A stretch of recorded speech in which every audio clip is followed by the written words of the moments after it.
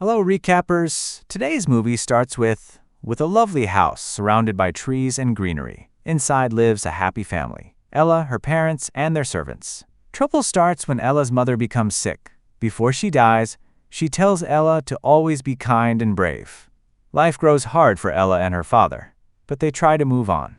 After her mother's death, Ella becomes very close to her father, who cares for her with love. Time passes, and Ella grows into a young woman. But once again, life changes. One night, her father returns home with a new wife, Lady Tremaine, a widow with two daughters, Anastasia and Drizella. Ella is upset by the arrival of her new stepmother and stepsisters. She had not prepared for this situation, nor had she ever expected it, as her father had never mentioned it to her. However, remembering her mother's advice and wanting to make her father happy, Ella accepts them and welcomes them wholeheartedly. Lady Tremaine quickly takes control of everything. She throws a welcome party for herself, inviting her friends. They laugh, play cards, eat, and drink to their hearts' content. But no one cares about Ella or wants her to join them. Feeling uncomfortable and out of place, Ella leaves and spends time with her animal friends. But her emotions overwhelm her, and she runs to her father, who is working in his study. That night, her father tells her about his business trip and that he will be leaving the next day. Ella begins to cry, and they share an emotional moment. Lady Tremaine sees the strong bond between Ella and her father, which makes her jealous. She feels insecure about herself and her daughters. To her, Ella is an obstacle to her daughters' future. Lady Tremaine believes she is entitled to her husband's time, love, affection, and money. In her heart, she decides to take everything away from Ella.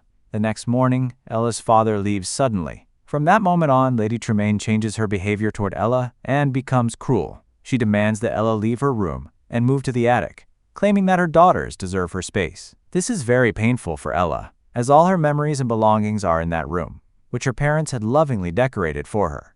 With no one to defend her, she sadly moves to the attic. Yet people like Ella are rare. They know how to stay positive and calm in every situation. People like this are rewarded by God for their patience. Ella adjusts to life in the attic, living happily with her little animal friends. She convinces herself it is better because she doesn't have to deal with her stepmother and stepsisters all the time. But she is wrong. Her stepmother and stepsisters begin to complain and force her to do all the household chores. Though they sometimes praise her, they treat her as a servant. Life grows difficult for Ella, but she still hopes everything will return to normal when her father comes home. Instead, the opposite happens. One day, a servant returns from the trip in tears. He tells Ella that her father has died after falling gravely ill upon his return. The news shocks her. She can hardly believe her ears.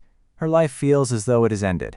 Darkness surrounds her, and all that remains is her loneliness and sadness. Lady Tremaine grows harsher. She decides there is no need to pay servants when Ella can do all the work, so she dismisses them. Ella is heartbroken, as she was deeply attached to them too. Now, all the household responsibilities rest on her shoulders. She cooks, cleans, and washes, yet is only given leftovers to eat. Food she shares with her animal friends.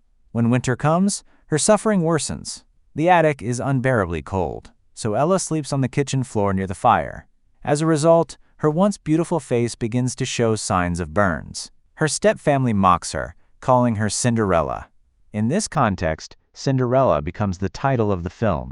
Feeling desperate, Ella rides far from home, into the forest.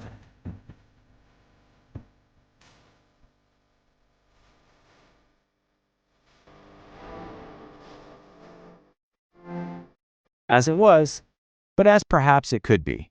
While wandering, she sees a stag being hunted by the prince and his men. She shouts at the stag to run. At the same moment, her horse becomes uncontrollable, and she nearly falls, but the prince comes to her rescue. Pretending to be a servant of the palace, he chats and plays with her, and they spend quality time together. Soon after, Ella departs without revealing her identity. The next day, the king falls gravely ill. Summoning his son, he tells the prince that he must marry immediately, as it is his dying wish to see him crowned king. The king orders him to choose a bride at the royal ball. The prince agrees, but insists that all citizens, including common girls, must be invited. He intended to find Ella and marry her because he had fallen in love with her. The king agreed to the prince's request.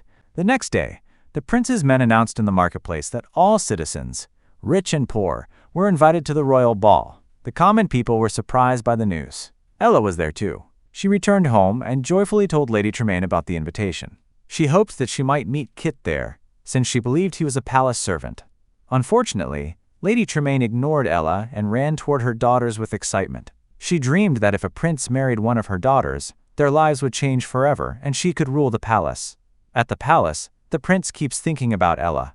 His captain sees he is distracted, but the prince also worries about his sick father. At Ella's house, Lady Tremaine buys fancy dresses for her daughters, but not for Ella. She even teaches them how to dance for the ball. Ella, wanting to see Kit again, fixes her mother's old dress to wear. When night comes, Lady Tremaine and her daughters dress up and prepare to leave. Ella appears in her mother's pink dress, but they mock her and tear it apart, leaving her heartbroken. She runs to the garden in tears, where she meets an old woman.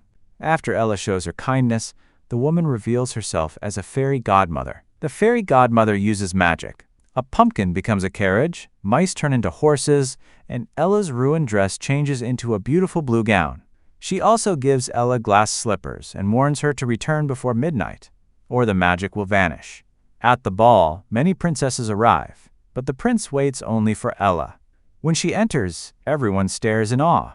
The prince is overjoyed to see her. Ella is shocked to learn that Kit, whom she thought was a servant, is actually the prince. They dance happily.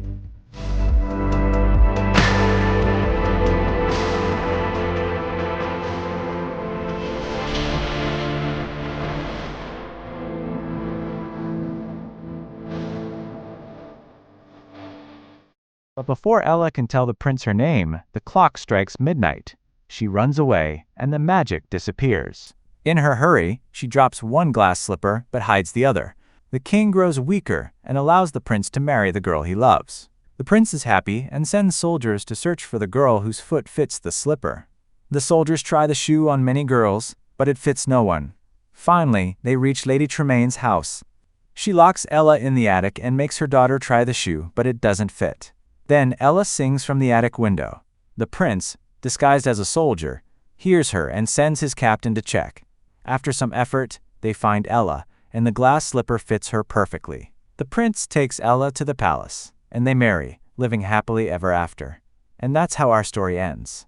What did you think about the ending? Let me know your thoughts in the comments below. If you enjoyed this recap, don't forget to like, subscribe, and hit the bell so you don't miss our next breakdown.